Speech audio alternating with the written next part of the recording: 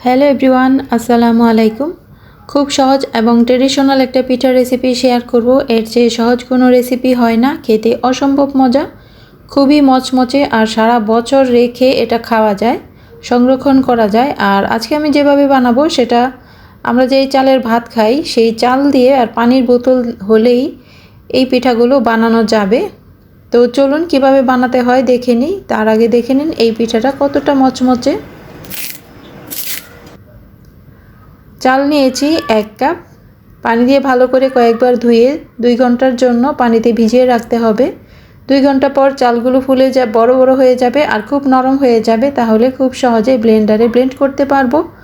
তো আমি ব্লেন্ডারে চালগুলো নিয়ে আধা কাপ পানি দিয়ে পেস্ট করে নেব। পেস্ট করার পরেও চালের গুঁড়া দানা দানা থাকে, তাই ছেঁকে নিতে হবে। তো আমি ছাঁকনির মধ্যে নিয়ে নিলাম, আর অবশিষ্ট অংশটুকু আবারও আমি পানি দিয়ে ব্লেন্ড করে ছেঁকে নেব। আর যেই পরিমাণ চালের গুঁড়াটা নিতে হবে তার ডাবল পানি নিতে হবে। যেমন 1 কাপ চালের গুঁড়া নিলে 2 কাপ পানি দেবেন। তারপর চুলায় দিয়ে জাল করতে হবে। অল্প পানি দিলে এটা তাড়াতাড়ি জমে যাবে, সেক্ষেত্রে চালের গুঁড়াটা সেদ্ধ হবে না। চালের গুঁড়ার ধরন বুঝেও কিন্তু এটা কম বেশি লাগতে পারে। যদি দেখেন যে সেদ্ধ হওয়ার আগেই একেরা জমতে শুরু করেছে, সেক্ষেত্রে আরও একটু পানি দিয়ে জাল করে নিতে হবে। এটা সেদ্ধ হলে কালারটা সম্পূর্ণ চেঞ্জ হয়ে যাবে। তো গোলাটা বেশি টাইট করে নামালে বোতল দিয়ে বানানো যাবে না, তাই একটু নরম থাকা অবস্থায় নামাতে হবে। নামিয়ে কিছুটা ঠান্ডা হলে আমি ফুড কালার মিশিয়ে নেব পিঠাগুলো কালারফুল করার জন্য। তো আমি 2টা কালার দেব আর একটা সাদা রাখবো, তাই 3টা ভাগ করে নিয়ে পছন্দ মতো কালার মিশিয়ে নিতে হবে। আর পানির বোতল দিয়ে যেহেতু বানাবো, আমি পানির বোতলটাকে ছিদ্র করে নিয়েছি। কাঁটা চামচ চুলায় দিয়ে গরম করে বোতলের ঢাকনায় চাপ দিলেই খুব সুন্দরভাবে ছিদ্র হয়ে যায়। এবার পানির বোতলে নিয়ে নেব। তার জন্য প্রথমে পাইপিং ব্যাগে নিয়ে নিতে হবে, তারপর বোতলে ঢেলে নিতে হবে। তাছাড়া কিন্তু বোতলে নিতে পারবেন না, এভাবে নিলে খুব সহজভাবে বোতলে নেওয়া যায়। তারপর ঢাকনা লাগিয়ে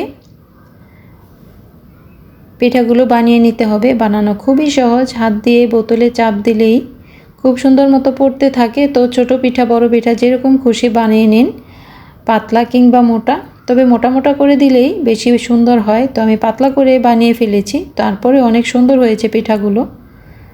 কাঁচা থাকতে যেমন ভারী বড় দেখা যায়, শুকিয়ে কিন্তু একেবারে পাতলা হয়ে যায়, তাই মোটা করে দিলেও কোনো সমস্যা নেই।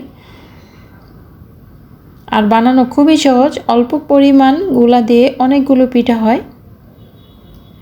সিরিঞ্জ দিয়ে এই পিঠাগুলো বানানো খুবই কষ্ট, সিরিঞ্জ চেপে চেপে বানাতে হয়। আর বোতলের ঢাকনা দিয়ে বানালে খুব সহজে এটা খুব সুন্দর মতো বানানো যায়, যদি সঠিকভাবে গোলাটা করা যায়। তো আমি সবগুলো পিঠা বানিয়ে নিয়েছি, এবার রোদে দেব। রোদে শুকানোর পর একবেলা রোদে দিলে এটা শুকিয়ে যায়, যেহেতু একেবারে পাতলা পাতলা করে বানিয়েছি। তো দেখুন শুকিয়ে কীরকম পাতলা ছোট ছোট হয়ে গেছে। এবার গরম তেলে ভেজে নেব। তো এই পিঠাগুলো গুড়ের শিরা দিয়ে খেতে বেশি ভালো লাগে, তাই আমি একটু গুড়ের শিরা করে নেব। প্রথমে যে পরিমাণ গুড় নেবেন তার অর্ধেক পানি দিয়ে চুলায় বসিয়ে দেবেন। গুড়টা গলে গিয়ে কয়েকটা বলক এসে যখন গুড়টা একটু আঠালো হবে, তখন চুলা থেকে নামিয়ে নেব। এবার চুলায় কড়াই বসিয়ে তেল দিয়ে দিতে হবে। আর তেলটা ভালো করে গরম হলে চুলার জালটা মিডিয়াম লোতে করে পিঠাগুলো ভাজতে হবে। আর এই পিঠাগুলো তেলে দেওয়ার সাথে সাথে ফুলে ডাবল হয়ে যায়। দেখুন পিঠাগুলো কত ছোট, তেলে দেওয়ার পর কত বড় বড় হয়ে যাচ্ছে। খুবই সহজ পিঠা, আর সারা বছর এটা সংরক্ষণ করে রেখে দিতে পারবেন। রোদে শুকিয়ে কৌটায় রেখে দিলে সারা বছর রোদে না দিলেও চলে, এটা একেবারে টাটকাই থাকে। শুধু তেলে ভেজে নিলেই হলো খাওয়ার আগে। আর তেলে ভাজার পরেও এই পিঠাগুলো এয়ারটাইট বক্সে ভরে 2 সপ্তাহ পর্যন্ত রেখে খেতে পারবেন। শুধু খাওয়ার আগে গুড়ের শিরা দিয়ে খাবেন, গুড়ের শিরাটা উপরে দিয়ে খেলে এটা বেশি মজা হয়।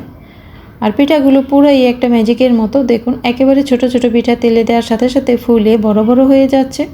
তো বানানো সুন্দর না হলেও খেতে কিন্তু একই রকম টেস্ট পাবেন। সুন্দর আর অসুন্দরের কোনো ব্যাপার নেই, যেরকমই করে বানান তেলে দেওয়ার পর এরকম ফুলে বড় বড় হয়ে যাবে। আর গুড়ের শিরা দিয়ে মচমচ করে খেয়ে নেবেন। হঠাৎ কোনো মেহমান আসলেও অতিথি আপ্যায়নে এটা বেজে দিলে সেও খুশি হবে, আপনারও খুব সহজ একটা নাস্তা হয়ে গেল। ভালো থাকবেন, পরবর্তী রেসিপি দেখার আমন্ত্রণ রইল। আল্লাহ হাফেজ।